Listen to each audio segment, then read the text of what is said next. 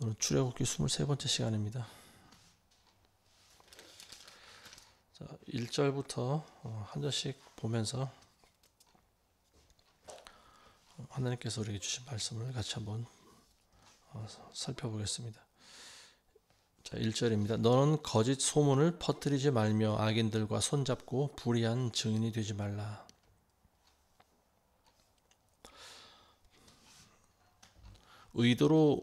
의도치 않아도 우리가 한 말이 소문이 나는 경우가 있어요. 근데 보통 사람들이 뭐 크게 소문 낼 수 있을 만한 역량은 사실은 보이지 않죠. 아마도 어떤 영향력이 있는 사람들이 거짓으로 말을 했을 때 그 말이 더 국민들에게 많이 퍼지지 않나 싶습니다.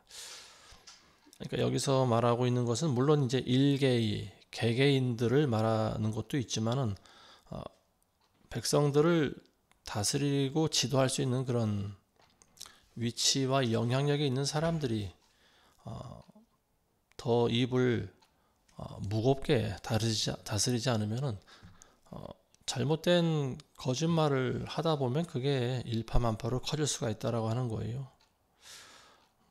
우리나라 같은 경우에도 보면 정치인들이 하는 말 아니면 영향력이 있다고 하는 사람들 그리고 또 무슨 증인이라고 하는 사람들 이런 사람들이 나와서 하는 말 한마디 한마디가 지금 온 국민들을 분열시켜 놓고 있는 그런 상황이 있는 것 같습니다. 루머라고 하는 거, 이 거짓 소문 이것은 사실은 악한 겁니다. 사실을 사실대로 말하라고 성경은 말씀하고 있죠. 예면 예라고 하고 아니면 아니라고 해야 되는데 이걸 거짓으로 말하면은 이게 위증이 되는 거예요. 판사 앞에 서는 사람은 사실만을 말해야 됩니다. 근데 판사 앞에서도 거짓말하는 사람들이 많이 있죠. 공산주의자들이 잘 쓰는 전술 가운데 하나가 이제 기만전술이라고 하는 게 있는데요. 기만전술은 자신의 목적을 달성하기 위해서 거짓말을 하라고 하는 거죠. 속이라는 거예요. 상대방을 속. 이슬람에도 기만이라고 하는 그런 내용이 들어 있습니다. 포교를 위해서는 상대방을 속여도 된다라고 하는 거예요. 근데 이러한 이제 이슬람뿐만이 아니죠. 신천지라든지 이런 이단들 이런 데도 보면은 전부 그런 기만 전술이 들어 있습니다. 2절 보겠습니다. 너는 악을 행하고자 무리를 따르지 말며 다수를 따라 편향되이 소송에서 말함으로 재판을 굽게 하지 말지니라.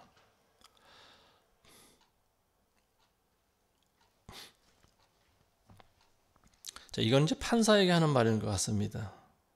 악을 행하고자 무리를 따르지 말라. 자, 판사의 입장에서 보면은 무리의 입장을 따를 수가 있어요. 의인은 소수고 악인들이 다수일 경우에 악인들이 의인을 죽이라고 떠들어대면은 판사는 자기도 모르게 법대로 집행하는 것이 아니고 공정한 잣대가 아닌 사람들의 눈치를 보게 된다라고 하는 거죠. 자, 빌라도의 법정에서 그런 일이 있었습니다. 예수님은 아무 죄도 없는 분인데도 불구하고 예수님을 변호해 주는 사람이 없었어요. 그리고 몇 명 예수님이 죄가 없다라고 하는 사실을 알고 있었어도 불쑥 나서서 예수님을 변호해 줄 수 있는 사람이 없었습니다. 그때 많은 법정에 몰려들었던 많은 유대인들이 전부 이구동성으로 뭐라 그랬습니까? 예수님을 십자가에 못 박으라고 그랬어요. 근데 빌라도는 거기서 어떤 판결을 내립니까? 이 사람이 죄가 없는데도 불구하고 결국 예수님을 그들에게 내줬어요. 그래서 채찍으로 때리고 십자가에 못 박으라고 내줍니다. 이게 바로 무리를 따르는 거죠. 판사들이 무리의 법칙을 따라가면 안 됩니다. 그리스도인들이 주의해야 될 것이 뭐냐면 무리라고 하는 거예요. 무리. 사람들이 많이 모여 있는 곳에는 뭔가 정의가 있고 진리가 있을 거야. 이거 조심해야 됩니다. 사람이 많다고 해서 반드시 거기가 정의롭거나 진리의 자리가 아닐 수가 있어요. 오히려 그런 경우가 드뭅니다. 우리가 사람의 수를 많이 모아놓는다고 해서 하나님의 나라가 확장되는 것이 결코 아닙니다. 우리는 그걸 영적인 그 이치를 우리 잘 알아야 돼요. 사사기에 보면 기드온이라고 하는 이 사사는 미디안과 전쟁을 벌일 때 전국에서 모인 군대 수가 한 4만 명 정도 됐어요. 3만에서 한 4만 명쯤 됐습니다. 근데 하나님께서는 그 군대가 너무 많다고 하셨어요. 그래서 추리고 남은 군대 숫자는 300명이었습니다. 이 300명이 결국은 미디안 군들과 싸워서 대성을 거뒀다라고 하는 거죠. 이 사람들은 칼 가지고 나가 싸운 것도 아니에요. 횃불과 그리고 나팔 가지고 가면서 나팔을 불어대고 횃불을 들고 가면서 하나님을 찬양했어요. 그랬더니 미디안 군인들이 서로 자중질환이 일어난 거죠. 자기들끼리 서로 칼로 죽이고 그러다 보니까 대패했습니다. 300명까지도 승리할 수 있게 하시는 분이 바로 하나님이라는 거예요. 우리가 정말로 하나님을 믿고 의지한다면 사람이 많이 모이는 것을 우리는 그거를 너무 집착하지 말아야 돼요. 우리는 사람이 많이 모이면 기도의 힘이 더 세진다고 생각하고 있어요. 절대 그렇지가 않습니다. 의인 한두 사람의 기도를 하나님 들으실 때가 있습니다. 오합지졸이 수만 명 모여있으면 뭐합니까? 의인 두세 명이 하는 기도보다 못하지 않겠습니까? 자, 3절입니다. 너는 또한 가난한 자의 소송에서 그에게 은근한 호의를 보이지 말지니라. 가난한 자라고 해서 무작정 도와주지 말라는 거예요. 가난한 자들도 잘못할 수가 있죠. 빵을 훔칠 수도 있고 돈을 훔칠 수 있습니다. 그럴 때는 그에 맞는 적절한 그런 판결을 내려야 된다고 하는 거예요. 판결이라고 하는 것은 항상 공정해야 됩니다. 그 다음에 4절과 5절입니다. 만일 네가 네 원수의 길 잃은 소나 나귀를 만나면 너는 그것을 반드시 그에게 다시 돌려줘야 될지니라. 만일 네가 너를 미워하는 자의 나귀가 짐에 깔려 누워있는 것을 보거든 그를 돕는 것을 삼가지 말고 반드시 그를 도울지니라. 원수가 불행한 일을 당하면은 그냥 놔두고 싶죠. 그래, 네가 행한 악행 때문에 너는 하나님의 벌을 받는 거야 하고 그냥 둘 수도 있어요. 근데 우리가 모를 때는 상관이 없지만 우리가 그걸 목격하게 된다면은 그냥 방치하지 말고 도와줘야 된다라고 하는 거죠. 그래서 예수님께서는 원수를 사랑하라고 하신 거예요. 원수가 잃어버린 짐승을 네가 발견하거든 그걸 찾아서 원수에게 돌려주고 그리고 또 원수의 그 나귀가 짐에 깔려서 그걸 이렇게 세우지 못할 때는 너는 가서 그걸 도와줘야 된다라고 하는 거예요. 6절입니다. 너는 가난한 자의 소송에서 그의 재판을 굽게 하지 말지니라. 3절과 똑같은 말이죠. 같은 의미입니다. 그 다음에 7절과 8절입니다. 거짓된 일을 멀리하고 무죄한 자와 의로운 자를 죽이지 말라. 이는 내가 악인을 의롭다 하지 않을 것임이라. 너는 뇌물을 받지 말라. 이는 뇌물은 현명한 자의 눈을 어둡게 하고 의로운 자의 말들을 왜곡시킵니다.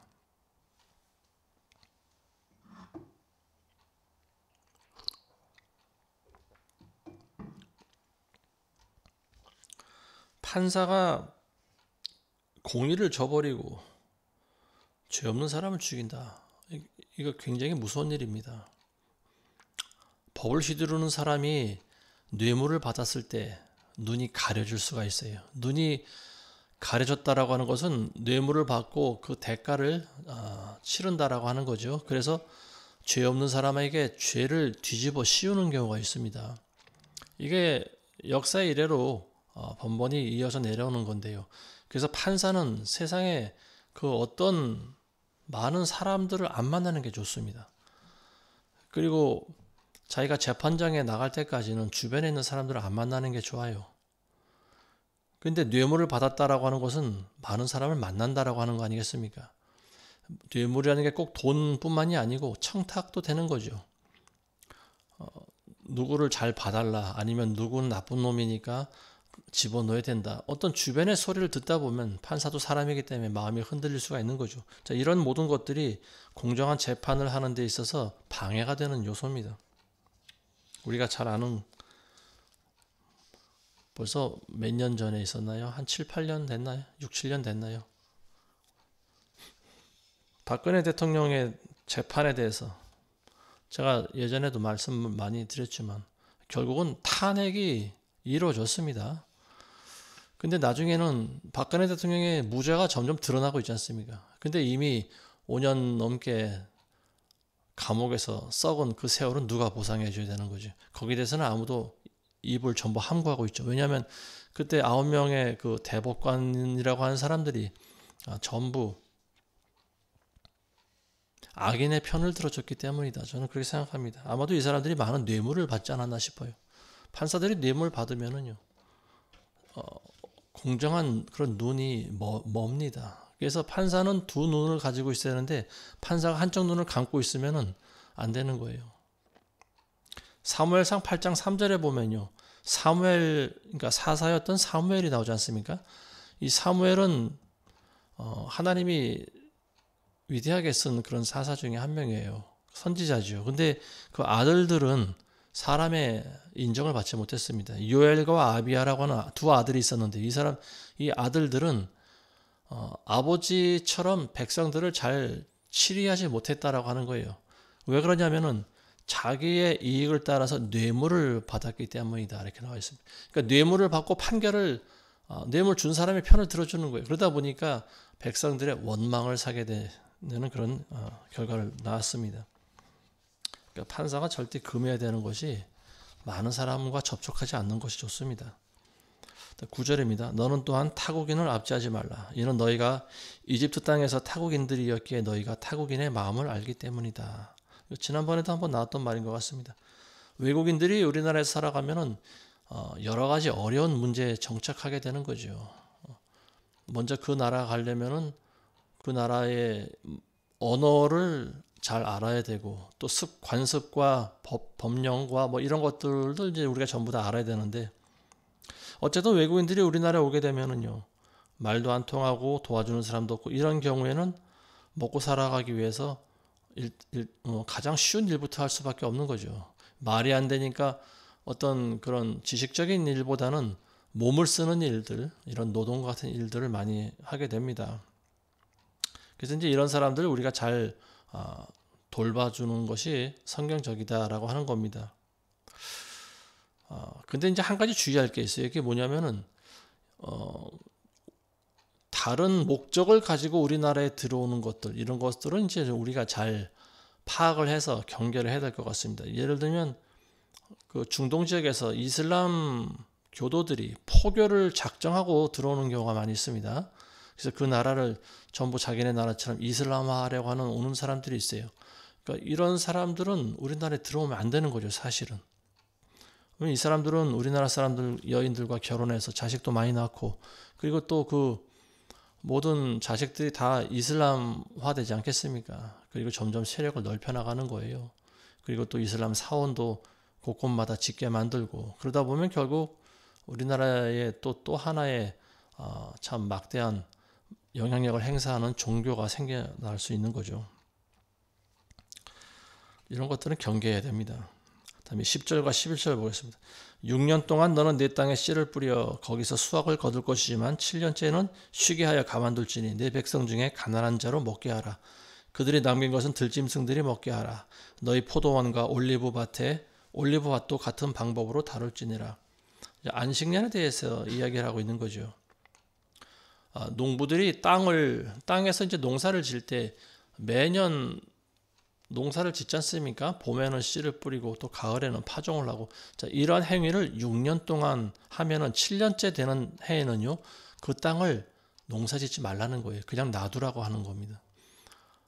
왜 그러냐면 이게 바로 하나님의 섭리라고 하는 거죠. 하나님께서 이 세상을 창조하실 때 바로 이와 같은 원리로 창조하셨다라고 하는 거예요. 그래서 그 1년을 이제 우리가 안식년이라고 합니다. 일곱째 되는 한 해를 안식년이라고 하는 거예요.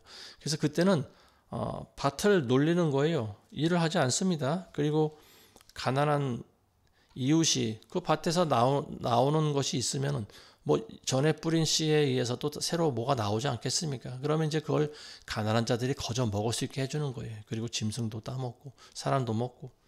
그러니까 하나님께서는 모든 자연에게 긍휼을 베푸시는 분이라고 하는 것을 사람들이 알게 하는 거죠.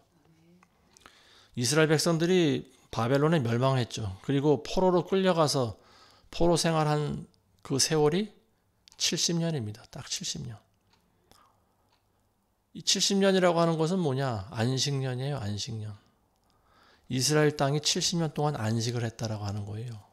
그러니까 그동안 이스라엘 백성들이 하나님께 안식년에 그 계명을 제대로 지키지 않았다라고 하는 거죠. 그래서 하나님께서는 어쨌든 이 불순종하고 우상 숭배하고 배교한 이 이스라엘 백성들을 바벨론에 강제로 포로로 끌려가게 하셔서 그 땅을 쉬게 하신 거죠. 12절입니다. 6일 동안 너는 네 일을 하고 7일째에는 쉴지니라. 네 소와 나귀도 쉴 것이며 내 여종의 아들과 타국인도 쉬게 할지니라. 안식일을 이제 지키라고 하는 거예요. 안식일에 대한 규정이죠. 6일간 일하면 7일째는 쉬는 것이다. 이것이 매일매일 하루하루에도 적용되는 거지만 매년 이것이 6년과 그리고 7년째는 쉬는 안식년. 그러니까 안식일과 안식년에 대한 규정이 지금 나와 있는 겁니다. 안식일에는 짐승도 쉬라고 하는 거예요. 주일날도 쉬지 않고 일하는 사람이 있습니다. 근데 그런 생활을 계속하면요, 사람이 오래 버티질 못합니다. 일주일간, 6일간을 일했으면요, 하루는 쉬게끔 우리 몸이 창조됐다라고 하는 사실 우리가 알아야 됩니다. 하루도 쉬지 않고 일하는 사람은 자기 목숨을 재촉하는 거예요. 13절입니다. 내가 네게 말한 모든 일에 신중히 하고 다른 신들의 이름은 언급하지도 말며 네 입에서 들리지도 않게 하라.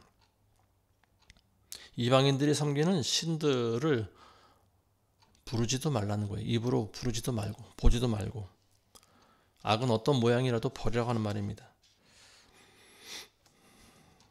그 다음에 14절에서 17절입니다. 너는 연중 3번 내게 명절을 지킬지니라. 너는 무교절을 지킬지니라.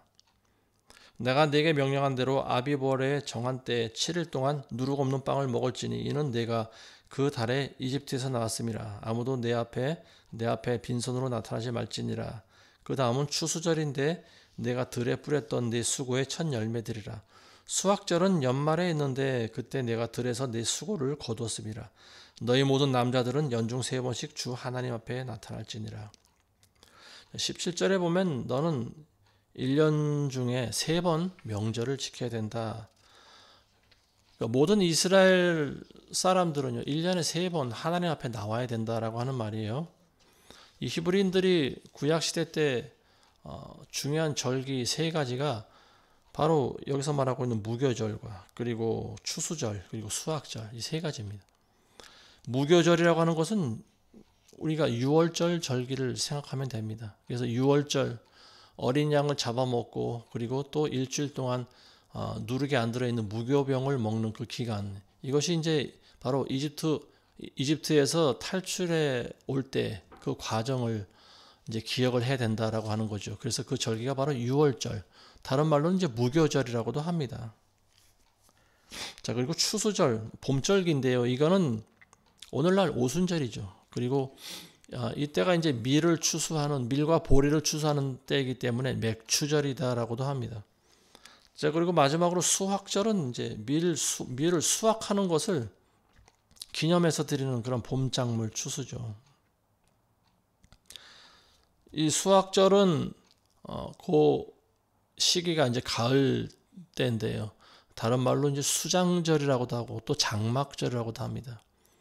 히브리 말로 이제 수코트라고 하는데 이게 광야에서 40년 동안 광야 생활한 걸 기념하기 위해서 그 초막을 지어놓고 거기서 생활하는 겁니다. 그러니까 이 3가지 명절이 이 절기를 유대인들은 가장 중요한 절기로 지켰죠. 구약시대 때는. 18절입니다. 너는 내 희생의 피를 누룩 있는 빵과 함께 바치지 말며 내 희생 기름을 아침까지 남겨두지 말지니라. 희생의 피와 희생의 기름, 어린 양을 잡았을 때 나오는 피와 기름을 얘기하는 거죠. 이게 이제 유월절 제물에 대한 그 규정인데요. 유월절 어린 양의 피에 대해서 이야기하고 있는 겁니다. 어린 양의 피는 그리스도의 보혈을 상징하는 거죠. 자, 이 어린 양의 피와 기름을 아침까지 남겨두지 말라. 이게 뭐냐면은 하나님께 드려진 제물을 너희는 남김없이 먹으라고 그러지 않습니까? 유월절날 함부로 대하지 말고 그거를 가볍게 여기지 말라고 하는 거예요. 성물이라고 하는 거죠. 귀한 물건이라고 하는 거예요. 자, 19절입니다. 내 땅에서 첫 열매들의 처음 것을 주 너희 하나님의 집에 드릴지니라. 너는 새끼 염소를 그 어미의 젖으로 삼지 말지니라.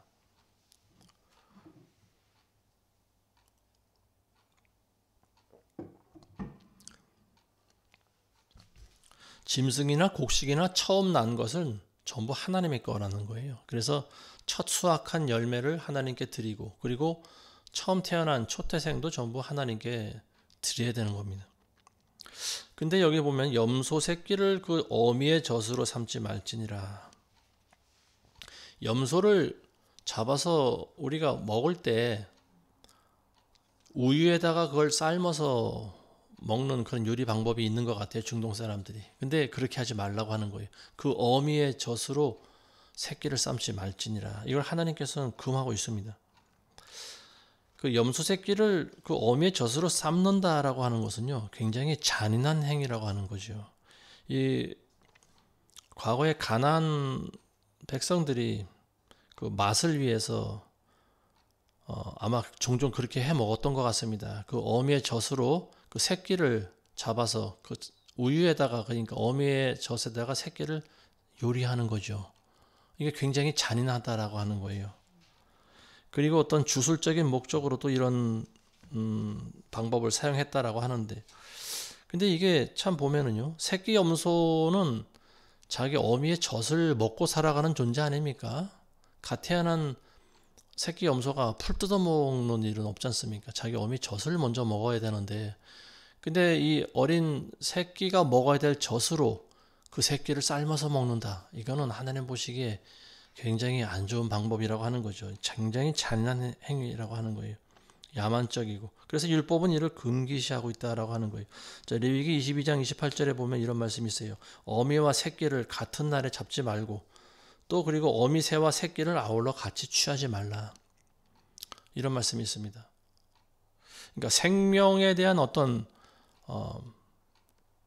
생명을 하나님께서는 존중하신다. 어떤 그런 의미로도 우리가 들을 수가 있는 거죠. 자, 영적인 의미는 무엇이냐? 이게 뭐냐면 젖이라고 하는 것이 사람을 살리는 생명 아닙니까? 그리고 그게 하나님의 말씀이고 우리에게 영의 양식이 되는 거죠.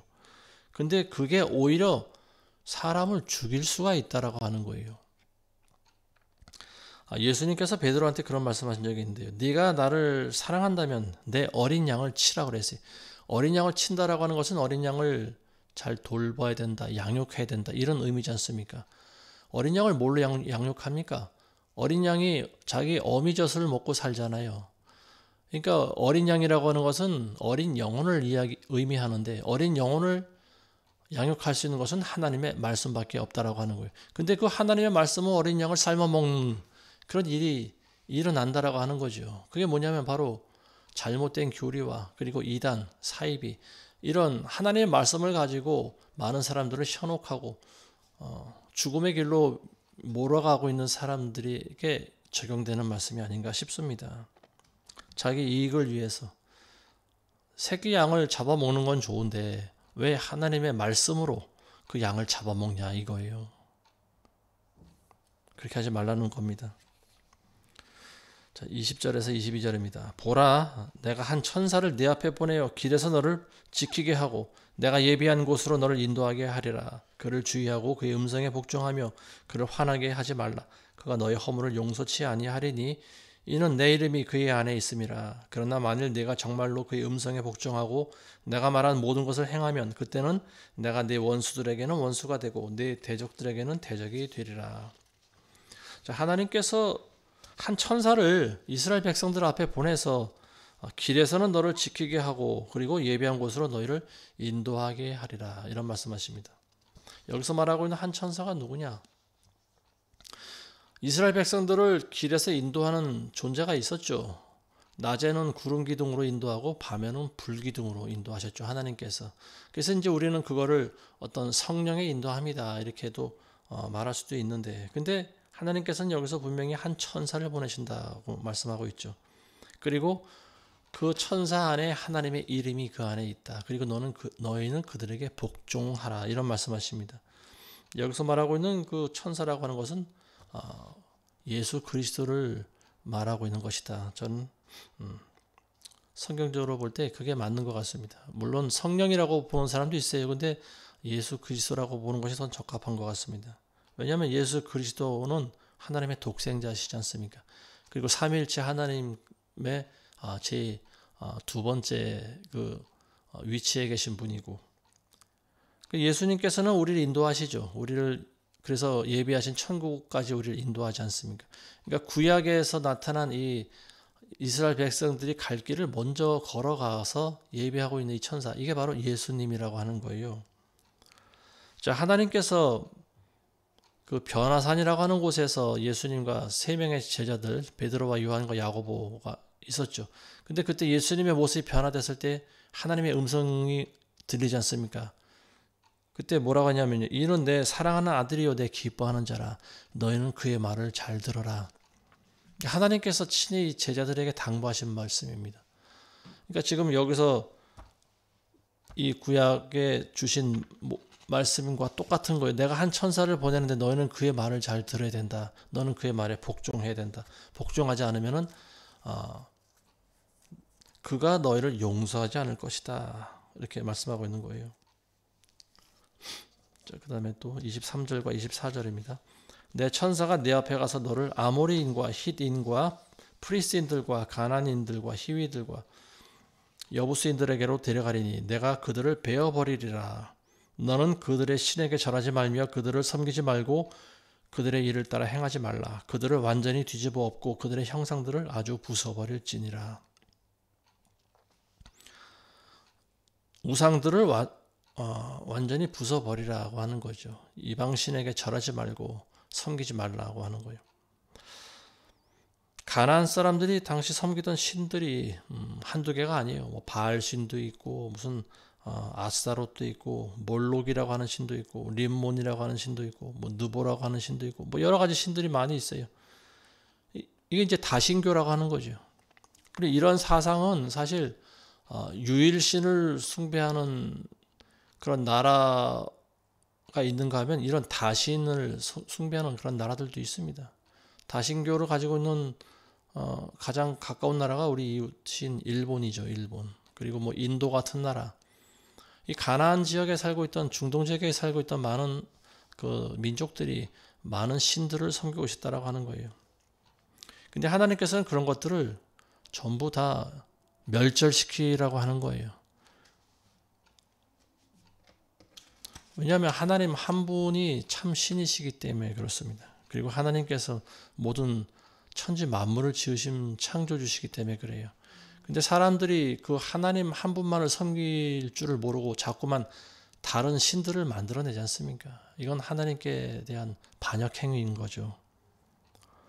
25절에서 27절입니다. 너희는 주 너희 하나님을 섬길지니라. 그가 너희 양식과 너희 물에 복을 주며 내가 네 가운데 병을 제거하리라. 내 땅에는 유산하는 자가 없고 임신하지 못하는 자가 없으리니 내가 네 날들 수를 채우리라. 내가 내 두려움을 앞에 보내어 내가 이를 모든 백성을 멸할 것이며 내가 너희 원수들로 내게 등을 돌리게 하리라.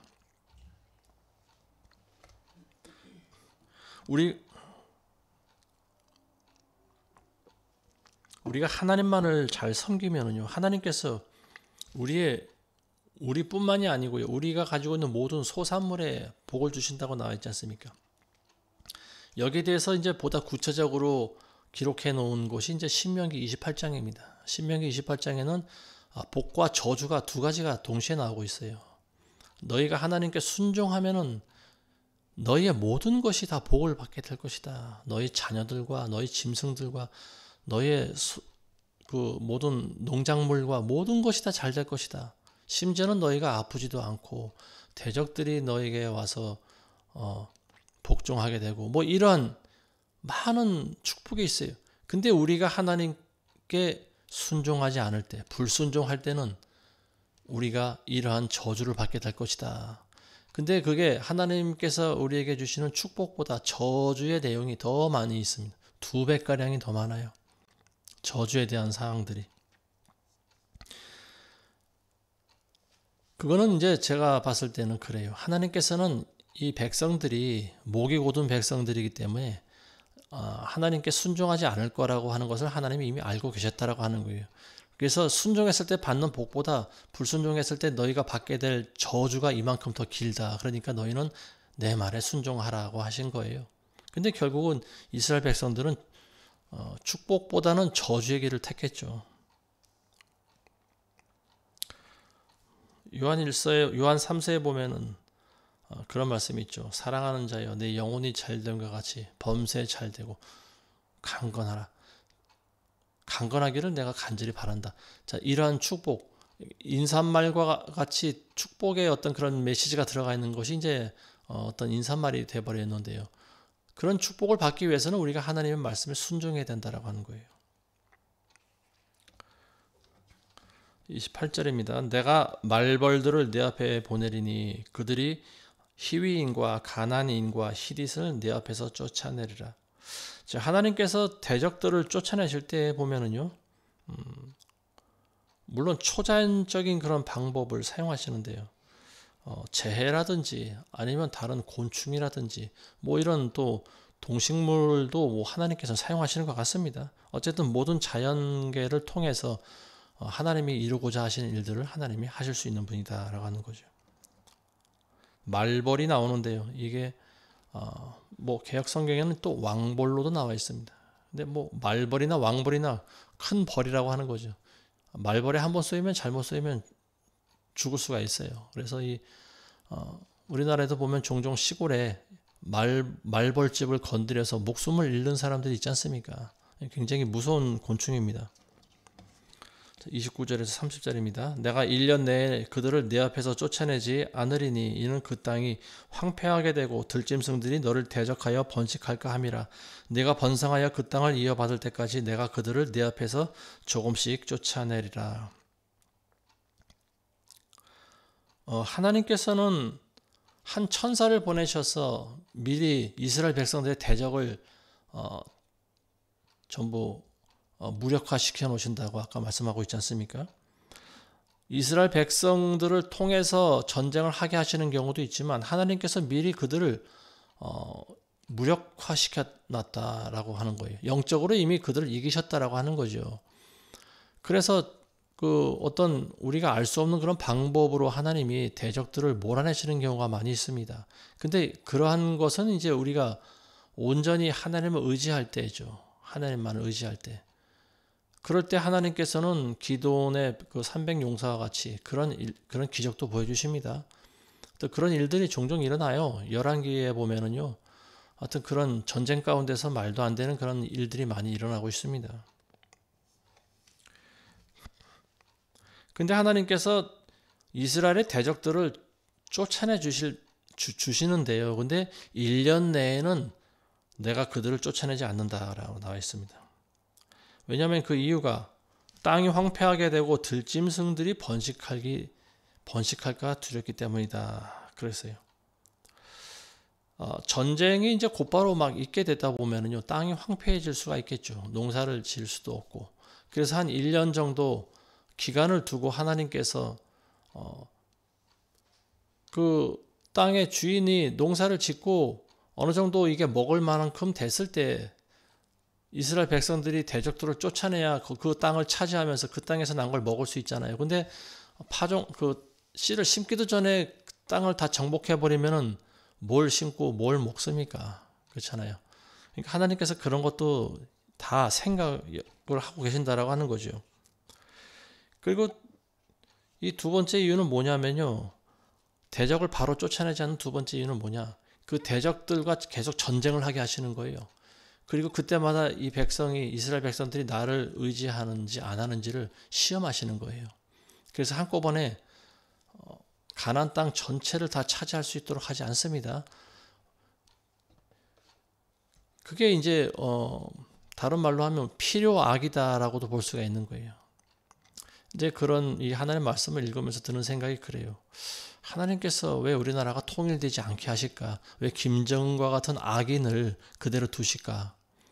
이런 이치가 있는 거죠. 우리가 정말로 하나님을 의지하는지 안 하는지. 물론 하나님의 때라고 하는 것이 있겠지만요. 한 번에 통일되게 하시면 참 좋겠지만 하나님께서는 또 끝까지 우리 믿음을 시험하시는 것이 아닌가 또 그런 생각도 들죠. 자, 31절입니다. 내가 내 범위를 홍해로부터 필리스티아 바다까지와 광야에서부터 강까지 정할 것이라. 내가 그 땅의 거민들을 내 손에 넘겨주리니 너는 그들을 내 앞에서 쫓아낼지니라. 홍해와 팔레스타인 그 바다 그리고 광야에서부터 강까지 자, 이게 이제 이스라엘 백성들이 그 차지하게 될 가나안 땅의 경계를 말하고 있는 거죠. 그 홍해는 이제 지금의 그 아카바만을 말하고요. 그리고 블레셋 바다는 지금의 지중해죠. 그리고 이 광야는 수르 광야, 그리고 여기 나와 있는 강은 이제 유프라테스 강. 지금의 이제 그 중동 팔레스타인 그 지역 전역을 말하고 있습니다. 자, 마지막으로 32절과 33절 보겠습니다. 너는 그들과 더불어 또한 그들의 신들과 더불어 언약을 맺지 말라. 그들이 내 땅에 거하지 못하리니 그들이 너로 나를 거역하여 범죄케 하지 못하게 하려 함이라. 만일 네가 그들의 신들을 섬기면 그것이 반드시 너에게 올무가 되리라고 하시니라. 이스라엘 백성들이 가나안 땅에 들어갔을 때 그들의 신도 섬기지 말고, 그리고 그들과 더불어 언약을 맺지 말라고 하는 말입니다. 언약이라고 하는 것은 항상 신의 이름 앞에 신의 이름으로 맺어지는 약속이지 않습니까? 그러다 보니까 그들의 신들과 더불어 언약을 맺지 말라, 이런 표현을 하고 있습니다. 이방인들과 언약을 맺으면요, 이스라엘이 하나님께 죄를 지을 수 있다라고 하는 거죠. 왜냐하면 그게 올무가 되기 때문에 그렇습니다. 이 말씀은 모든 인류에게 그대로 공통적으로 적용이 되는 말씀이에요. 친구를 잘 사귀면은 우리에게 이득이 됩니다. 근데 친구를 잘못 사귀면요, 이 사람은 잘못된 길로 갈 수 있는 거예요. 올무에 걸린다라고 하는 것은요, 못 빠져나온다라고 하는 거예요. 짐승이 올무에 걸리면 자기 힘으로 빠져나오지 못하지 않습니까? 빠져나와도 다리가 잘리거나 나올 수 있을까요? 어쨌든 결국은 잡혀 먹는 것밖에 없는 거죠. 이처럼 다른 이방신을 섬긴다라고 하는 것이 올무가 될 만큼 우리에게는 아주 치명적이다라고 하는 거죠. 다른 신을 섬긴다라고 하는 것은 곧 멸망이라고 하는 거 아니겠습니까? 지금 우리가 이 세상을 우리가 눈으로 바라볼 때 하나님을 제대로 섬기는 사람들이 과연 얼마나 될까? 우리는 항상 그런 생각을 해보죠. 지금도 많은 사람들이 지옥에 떨어지고 있을 텐데 안타까운 마음을 가지고 있어야 되는 거예요. 근데 겉으로 볼 때는 굉장히 평화로운 것 같죠. 어떤 사람이 하나님의 사람인지, 어떤 사람이 사탄의 자식인지 우리는 알 수 없어요. 그렇지만 분명한 것은 우리가 하나님을 믿지 않으면 결국은 지옥에 갈 수밖에 없다라고 하는 거예요. 이건 명백한 사실입니다. 자, 오늘 여기까지 하겠습니다. 이제 오늘 말씀을 정리해 보면요, 하나님께서 우리에게 여러 가지 이런 규례와 율례를 주신 목적은 단 한 가지예요. 그걸 잘 지킴으로써 너희는 죄를 짓지 말고, 그리고 순종을 해야 된다라고 하는 거죠. 그 말씀을 지킴으로써 너희가 나한테 순종하는지 안 하는지 하나님께서 그걸 보기 위해서 우리에게 율법을 주셨다라고 하는 거예요. 어떤 기준이 없으면 사람들은 반드시 망령되게 행동할 수밖에 없다라고 하는 거죠. 사사기 시대 때 모든 백성들이 다 자기 소견에 옳은 대로 행동하지 않습니까? 자기 생각이 옳으면 그게 곧 법인 거예요. 자기 마음대로 하는 거예요. 그래서 하나님께서는 우리에게 기준을 주셨어요. 이건 이렇게 하고 저건 저렇게 하고, 그리고 그 기준을 우리 양심 속에 심어 주셨다라고 하는 거예요. 하나님께서는 이스라엘 백성들이 연약하다라고 하는 건 잘 아셨죠. 그래서 오늘 우리가 언급한 먼저 우리 앞길에 한 천사를 보내셔서 강한 대적들을 무너뜨리셨다, 이렇게 나와 있지 않습니까? 그리고 그 천사가 바로 예수 그리스도시라고 하는 거죠. 이스라엘 백성들이 가나안 땅을 정복하도록 도와주신 분이 바로 예수님이다라고 하는 거예요. 그분은 초림 때 이 땅에 오셨죠. 그래서 십자가에서 사탄의 권세를 꺾으신 분입니다. 무력화시키신 거예요. 우리보다 앞서 십자가의 길을 걸어가시고요, 십자가에서 승리하신 분입니다. 우리도 그분의 뒤를 따라가야 되는 거죠. 그분이 하신 똑같은 일은 할 수 없지만 우리는 그분의 말씀에 순종하면서 살아가는 거예요. 이게 바로 십자가의 길인 거죠. 그랬을 때 예수님께서 우리를 예비하신 곳까지 인도하시라고 믿습니다. 그 예수님은 오늘날 하나님의 말씀이 되시죠. 로고스, 그 말씀이 되시셔서 오늘 우리를 인도하십니다. 그리고 그 하나님의 말씀은 항상 우리보다 앞서 가세요. 먼저 가십니다. 우리가 하나님 말씀보다 먼저 갈 수가 없어요. 말씀이 먼저가 되고 우리 행동이 따라갈 때 우리는 승리할 수가 있습니다. 그래서 오늘 이 말씀 듣는 저와 여러분들 항상 내 생각과 자아를 십자가에 못을 받고 성령의 인도함을 받는 모두가 되시기를 주의 이름으로 축원합니다. 기도하겠습니다. 하나님 아버지 감사드립니다. 오늘 우리에게 주신 말씀이 우리 영혼에 새겨지게 하시고 양식이 될 수 있도록 하나님 도와주옵소서.